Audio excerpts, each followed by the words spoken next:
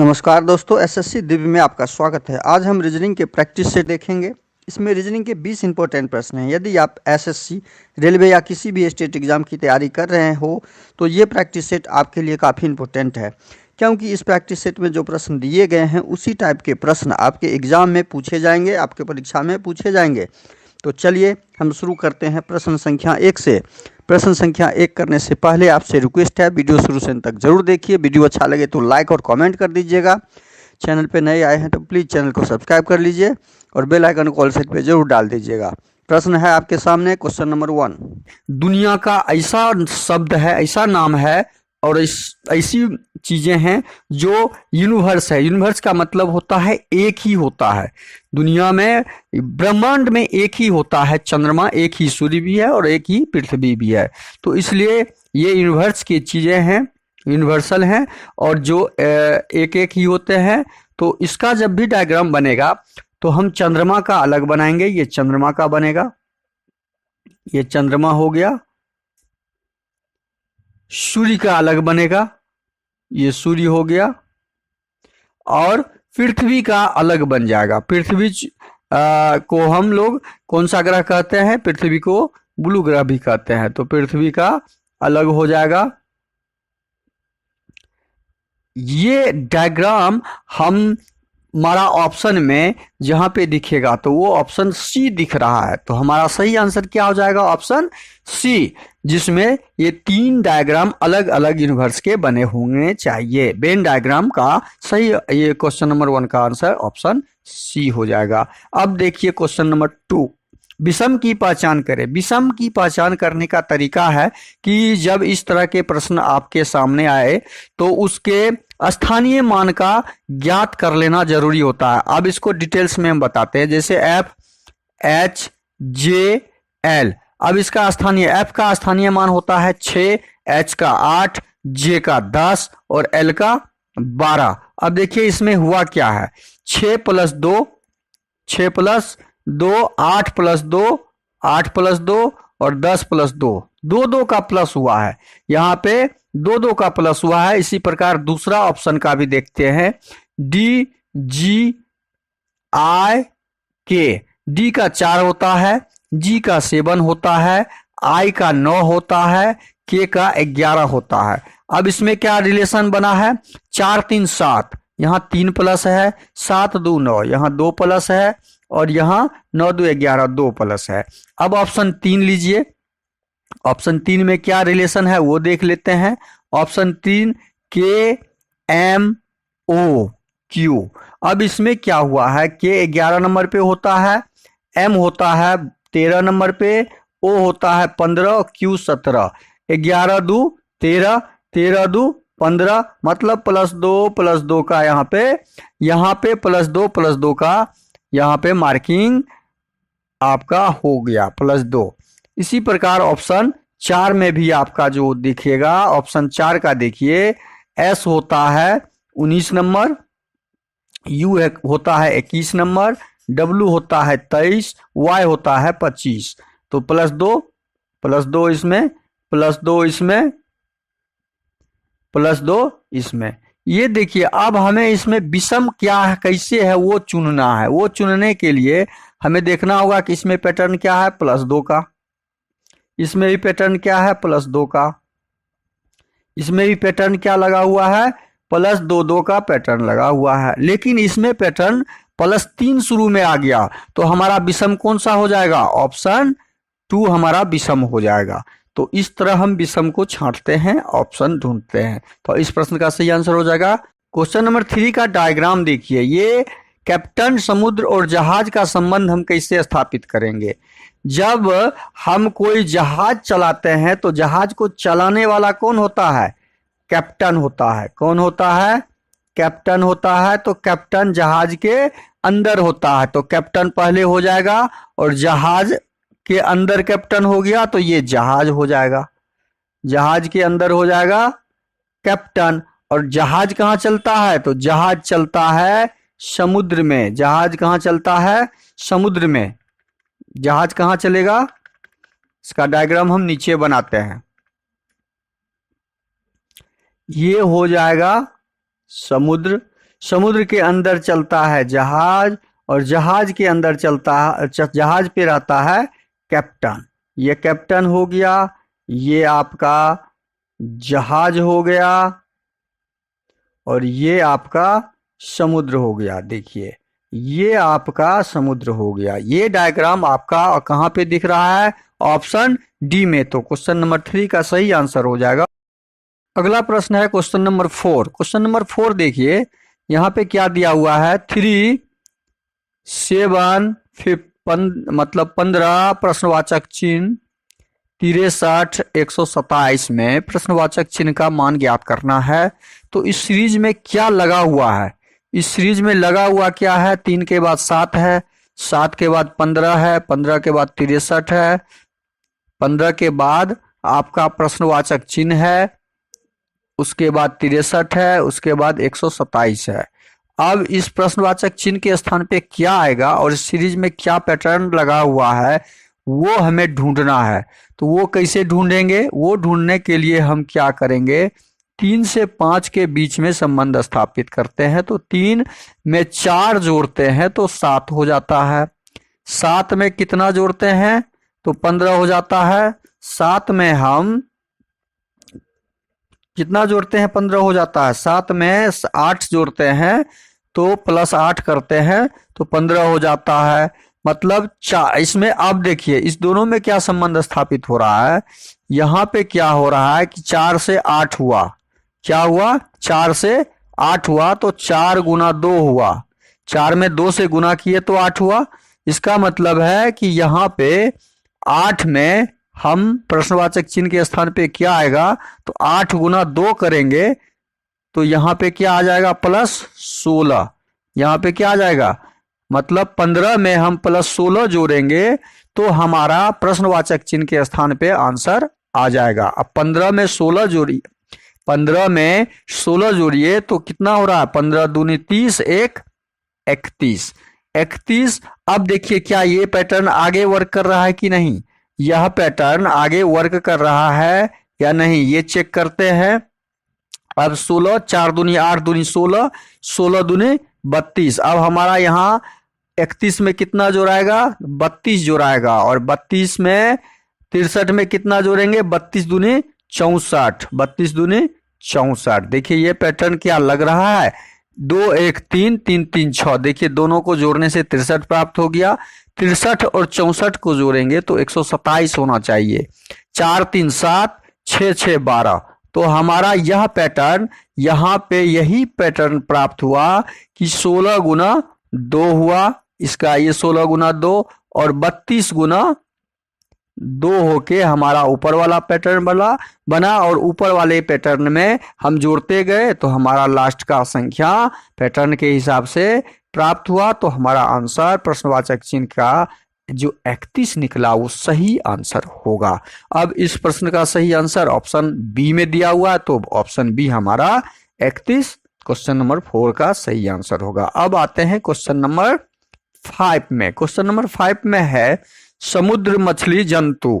समुद्र मछली और जंतु में क्या संबंध बनेगा जिसका वेन डायग्राम हम आसानी से बना सकते हैं। देखिए आसानी से बनाने के लिए पहले हम समुद्र का बना लेते हैं। ये समुद्र का यदि डायग्राम है, ये समुद्र का डायग्राम है, शॉर्ट में ही लिखते हैं। तो समुद्र में मछली भी पाया जाता है, तो समुद्र में मछली भी पाया जाता है तो ये मछली का हो जाएगा। और समुद्र में जंगली जंतु भी पाया जाता है, जलीय जंतु, जंगली जंतु नहीं, समुद्र में जलीय जंतु भी पाया जाता है तो ये जंतु का डायग्राम बनेगा। और इस समुद्र मछली जंतु का डायग्राम, वेन डायग्राम हमारा ये इस प्रकार बनेगा जो ऑप्शन सी में दिया हुआ है। तो क्वेश्चन नंबर 5 का सही आंसर हो जाएगा ऑप्शन सी। अगला प्रश्न है क्वेश्चन नंबर 6। आयु में राम श्याम से बड़ा है। आयु में राम श्याम से बड़ा है, लक्ष्मण श्याम से बड़ा है किंतु राम से छोटा है। देखिए प्रश्न लाइन में दिया हुआ है कि बड़ा छोटा ज्ञात करना है। राम श्याम से बड़ा है, हम ऊपर नीचे भी लिख सकते हैं, ऊपर नीचे ही लिख के हम आपको समझाना चाहते हैं। समझिए राम श्याम से बड़ा है तो राम पहले हो जाएगा और ऊपर सबसे ऊपर बड़ा उसके नीचे उसका छोटा भाई, श्याम छोटा हो गया। ठीक, हमने डाल दिया। अब अगला लाइन है लक्ष्मण श्याम से बड़ा है। लक्ष्मण जो है श्याम से बड़ा है। देखिए लक्ष्मण नाम का एक लड़का है जो प्रश्न में दिया हुआ है, वह श्याम से बड़ा है। श्याम से बड़ा है तो लक्ष्मण यहाँ पे लिखा जाएगा। लक्ष्मण का नाम कहाँ आ जाएगा, यहाँ पे आ जाएगा। हमने लक्ष्मण का नाम लिख दिया, लक्ष्मण का नाम हमने लिख दिया। अब क्या दिया है, अगला लाइन बड़ा है किंतु राम से छोटा है, तो राम से छोटा दे दिए हम नीचे। हनुमान हरि और श्याम दोनों से छोटा है। हनुमान है जो श्याम से भी छोटा है और हरि से भी छोटा है, इसका मतलब हरि यहां आ जाएगा।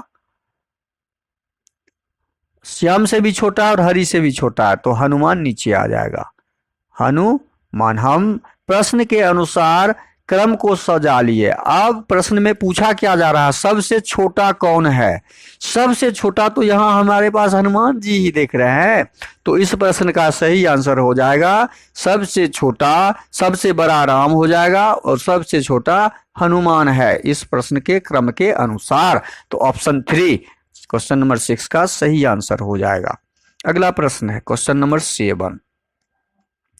स्तनधारी कौवा और गाय में संबंध स्थापित करते हुए वेन डायग्राम बनाना है। अब देखिए स्तनधारी, गाय स्तनधारी होता है लेकिन कौवा स्तनधारी नहीं होता है, तो हम क्या करेंगे, स्तनधारी का एक डायग्राम बनाएंगे। ये स्तनधारी हो गई। अब ये गाय के अंदर होगा, क्योंकि गाय अंदर स्तनधारी जानवर है, ये गाय का चित्र हो जाएगा। लेकिन कौवा इसमें कहीं नहीं बैठेगा, गाय के अंदर कौवा संभव ही नहीं है, तो कौवा के लिए हम अलग एक डायग्राम बनाएंगे। कौवा के लिए अलग बना दिए, ये कौवा का बन गया। तो इस प्रकार का डायग्राम हमारा प्रश्न में, कौवा अलग पक्षी है और ये जानवर है। और देखिए इस प्रकार का ऑप्शन हमारे ऑप्शन बी में दिया हुआ है, तो क्वेश्चन नंबर 7 का सही आंसर हो जाएगा ऑप्शन बी। अगला प्रश्न है क्वेश्चन नंबर 8। राजू का मुंह उत्तर की ओर है। उत्तर की ओर है। पहले देखिए इस तरह के डायग्राम को बनाने के लिए आपको दिशा का ज्ञान होना जरूरी होता है। ये हमेशा उत्तर ऊपर का भाग होता है किसी भी चित्र में, नीचे का भाग दक्षिण होता है, दायां भाग पूरब होता है और बायां भाग पश्चिम होता है। अब देखिए राजू का मुख उत्तर की तरफ है, तो उत्तर की तरफ मतलब ऊपर की तरफ है, वह सीधे 35 मीटर चलता है। उत्तर की तरफ है तो 35 मीटर चला, 35 मीटर चल दिया। बायां घूमता है, यहां से ये दायां घूमेगा तो पूरब और बायां घूमेगा तो पश्चिम की तरफ। बायां घूम गया, बायां घूमता है और 20 मीटर चलता है, 20 मीटर चला। फिर दाएं घूमता है, देखिए यहां से ये दायां घूमेगा तो उत्तर की दिशा में ही जाएगा। दायां घूमा, दायां घूम के वो 25 मीटर चला, फिर ये 25 मीटर चला।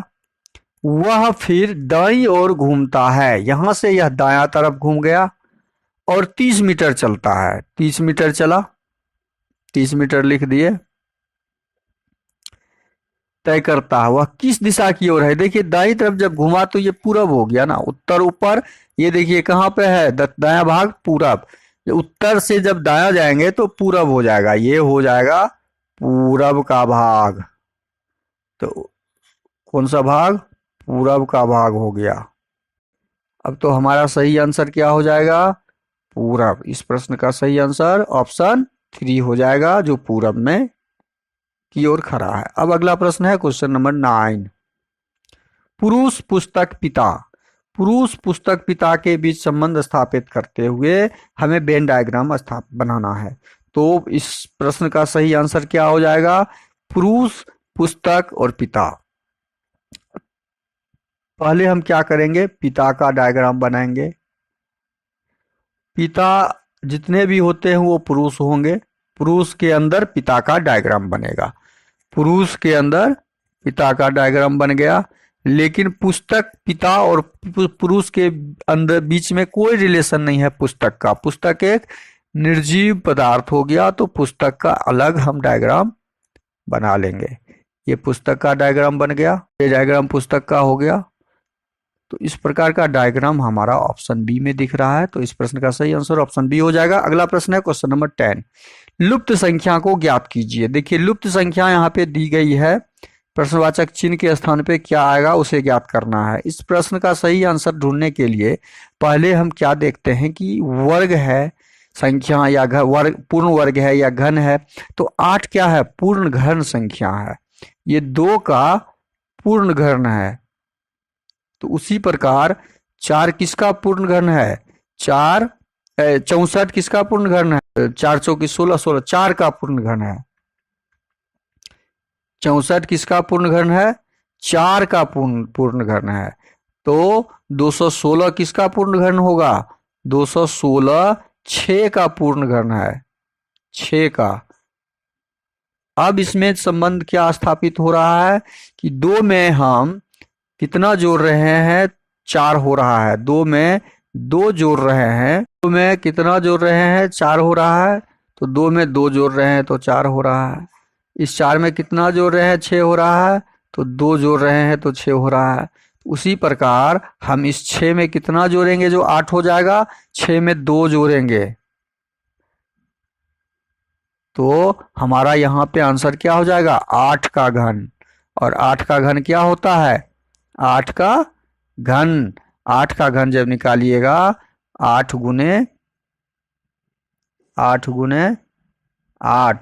निकालिए, 8 8 64, 64 8 64 और 8 को गुना कीजिएगा तो 512 होगा। गुना कर लेते हैं, 8 चौके 32, 3 8 छके 48, 3 51। देखिए 512 आया। आप गुना कर लीजिए या गुना याद रखिए, 64 को जब 8 से गुना करेंगे तो 512 आएगा। तो इस प्रश्न का सही आंसर क्या हो जाएगा, हमारा ऑप्शन 512 आएगा। तो इस प्रश्न का सही आंसर ऑप्शन बी हो जाएगा। ये पैटर्न हमने कैसे ढूंढा, पैटर्न केवल ढूंढिए कि हमने जो बनाया आंसर, यह 2 का घन था, ये 4 का घन था। इसको एक बार और समझ लीजिए, क्या है, पूर्ण घन संख्या है। 8 क्या है, पूर्ण घन संख्या है। 64 क्या है, पूर्ण घन संख्या है। तो पूर्ण घन किसका, 2 का पूर्ण घन है ये 4 का पूर्ण घन है। उसी प्रकार 216 क्या है, पूर्ण घन संख्या है, तो ये 6 का है। अब जब हम इस तीनों में संबंध स्थापित करते हैं तो 2 में 2 जोड़ने से 4, 4 में 2 जोड़ने से 6 हो रहा है। तो अगली पूर्ण घन संख्या हमें 6 में 2 जोड़ने से प्राप्त जो होगा उसका आंसर हमारा ऑप्शन में ढूंढना है। तो अब 6 में 2 जोड़ेंगे तो 8, 8 का घन हमने यहाँ पे निकाल लिया। 8 का घन संख्या बराबर 8 गुना 8 गुना 8 बराबर 512। 512 हमारा ऑप्शन बी में था। अगला प्रश्न है क्वेश्चन नंबर 11, यदि परसों शुक्रवार था तो परसों के 2 दिन बाद कौन सा दिन होगा। आज हम लिखते हैं और आज से पहले का दिन कल कहलाता है और कल से पहले का दिन परसों कहलाता है। और ये परसों क्या है, शुक्रवार है। प्रश्न में दिया हुआ है ये परसों शुक्रवार है।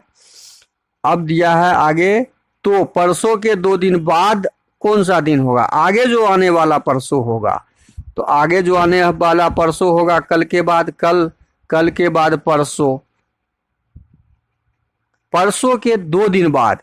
2 दिन बाद का मतलब 1 दिन और 2 दिन के बाद का कौन सा दिन होगा। तो ये दिन में कौन सा दिन होगा वो हमको ज्ञात करना है। अब देखिए आज का निकाल लीजिए, आपका सब निकल जाएगा।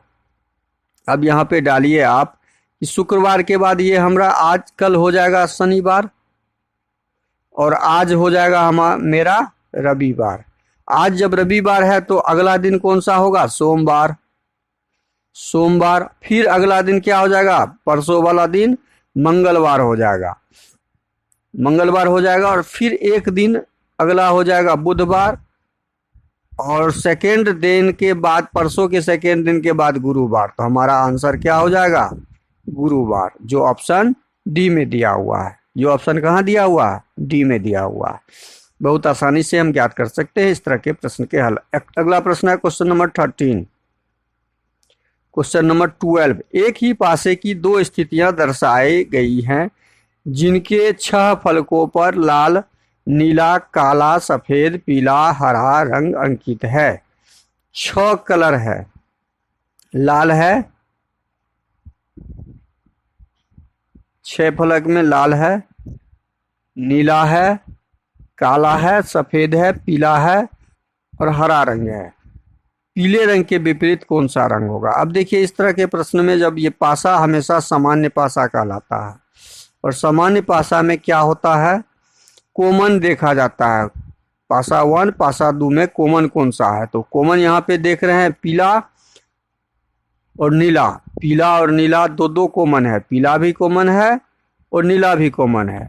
तो इसके ठीक विपरीत वाला जो बचा, हरा का विपरीत सफेद हो जाएगा। तो हरा का विपरीत कौन हो जाएगा? सफेद हो जाएगा। हरा का विपरीत सफेद हो जाएगा। जब हरा का विपरीत सफेद हो जाएगा और पीला का विपरीत पीला दिया हुआ है और नीला का विपरीत नीला यहाँ पे दिया हुआ है, तो बचा हमारे पास कौन सा कलर? 2 कलर यहाँ पे, इसमें से एक हरा और काला काट दीजिए। हरा सफेद काट दीजिए, ये हरा कट जाएगा और सफेद कट जाएगा। मेरे पास बचा क्या? पीला के पीछे लाल हो सकता है और काला हो सकता है। पीला के पीछे नीला संभव नहीं है। पीला के पीछे, क्योंकि वो आमने सामने दिख रहा है, पीला के पीछे पीला दिख रहा है और नीला के पीछे नीला दिख रहा है। लेकिन ये पीला और नीला आमने सामने है, तो ये ठीक इसके विपरीत नहीं होगा। ये दोनों इसके विपरीत सब कलर में नहीं होगा। तो इसके विपरीत जब ये पीला के विपरीत नीला नहीं होगा, तो बचा हमारा क्या? ये नीला होगा ही नहीं, तो ये भी कट गया। तो हमारे पास बचा क्या? लाल बचा और काला बचा। पीला के विपरीत हमारा लाल या काला हो सकता है, मतलब लाल ऑप्शन ए में दिया हुआ है, काला ऑप्शन बी में दिया हुआ है। तो हमारा सही आंसर क्या हो जाएगा? ऑप्शन डी हो जाएगा, जो ए या बी दोनों में से कोई हो सकता है। अगला प्रश्न है क्वेश्चन नंबर 14। क्वेश्चन नंबर 13, नीचे श्रृंखला में से 7 कितने 7 हैं जिनके ठीक बाद में 5 है और ठीक पहले 6 है? तो 7 के पहले 6, ये तो संभव नहीं है। इस 7 के पहले 5 है, तो ये भी संभव नहीं है। इस 7 के पहले 8 है, तो ये भी संभव नहीं है। इस 7 के पहले 6 है और बाद में 5 है, तो ये एक संभव है। एक ये हो जाएगा 7। अगला 7 देखते हैं। अगला 7 के ठीक पहले 6 है और 5 है, तो एक ये हो जाएगा, 2 हो गया। इस 7 के पहले 5 है, लेकिन पहले होना चाहिए 6, तो ये 7 संभव नहीं है। इस 7 के पहले 5 है, तो ये 7 भी संभव नहीं है। 2 7 ही ऐसे हैं जो प्रश्न के अनुसार है, तो हमारा ऑप्शन बी सही हो जाएगा। अगला प्रश्न है क्वेश्चन नंबर 14, किसी कूट भाषा में निम्नलिखित अक्षरों को संख्याएं देखकर किसी भी रूप में कोड किया गया है। किसी रूप में कोड किया गया है, तो FEDG का कोड क्या होगा? अब F का यहाँ कोड क्या दिया हुआ है? 6, तो यहाँ क्या हो जाएगा? 6। E का कोड क्या दिया हुआ है? 5, तो यहाँ 5। D का कोड क्या दिया हुआ है? 4। C का कोड क्या दिया हुआ है? 3, तो 3। G का कोड क्या दिया हुआ है? G का 7, तो G का 7, मतलब 6 5 4 3 7। 6 5 4 3 7 ऑप्शन बी में दिया हुआ है, तो हमारा ऑप्शन बी सही हो जाएगा।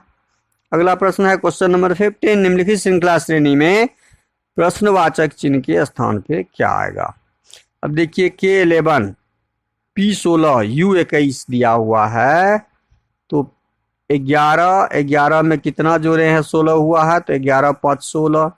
16 में कितना जोड़े? 21 हुआ, तो 16 5 21।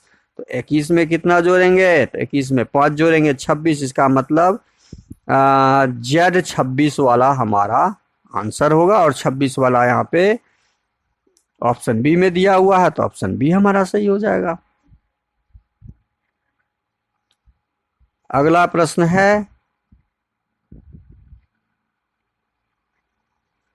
क्वेश्चन नंबर 16, समीकरण हल करने के लिए चिन्हों का सही समूह बताएं।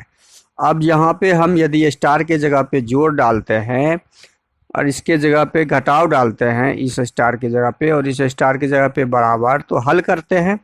24 और 16, 30 10 40, 40 में से 8 गया तो कितना हो गया 32। यानी समीकरण ए हमारा सही है। समीकरण ए ही हमें संतुष्ट करता है। ऑप्शन ए हमें इस समीकरण को संतुष्ट करता है, तो ऑप्शन ए हमारा सही हो जाएगा। अगला प्रश्न है क्वेश्चन नंबर 17 में दिया हुआ है, नीचे दी गई आकृति में त्रिभुज की संख्या ज्ञात कीजिए। अब इस प्रकार के त्रिभुज में देखते हैं हम 1 और 2, मतलब 3 त्रिभुज, 1 2 3 त्रिभुज, 1 2 3 त्रिभुज, 1 2 3 त्रिभुज। मतलब यहाँ पे हमें जो दिख रहा है 1 2 3 त्रिभुज, 1 2 3 त्रिभुज, तो कितना 3 3 दूनी 6, 3 9, 3 12, 3 15, 3 18। हमारे पास 18 त्रिभुज ये हो गए। अब एक त्रिभुज यहाँ दिख रहा है, देखिए 18 1 19। एक त्रिभुज यहाँ दिख रहा है 19 1 20, 19 1 20। एक त्रिभुज यहाँ दिख रहा है 20 1 21। एक त्रिभुज यहाँ दिख रहा है 21 1 22।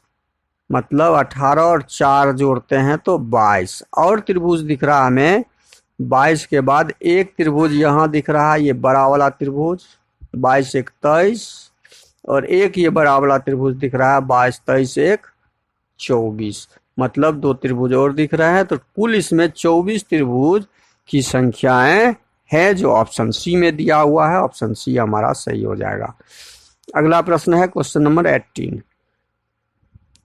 मिरर में दिया हुआ प्रतिबिंब कैसे दिखेगा। ये प्रतिबिंब मिरर के अंदर ऐसे दिख जाएगा, फिर ऐसे आ जाएगा, फिर ऐसे हो जाएगा। ठीक इसका उल्टा हो जाएगा। तो अंदर का ये तस्वीर हमें ऐसे दिखेगा, ये सीधा दिख रहा है, तो ऑप्शन ए संभव नहीं है। ये भी सीधा दिख रहा है, ये भी संभव नहीं है। ये तो ग्रेटर देन का है, तो ये तो है ही नहीं। ऑप्शन डी हमारा सही हो जाएगा।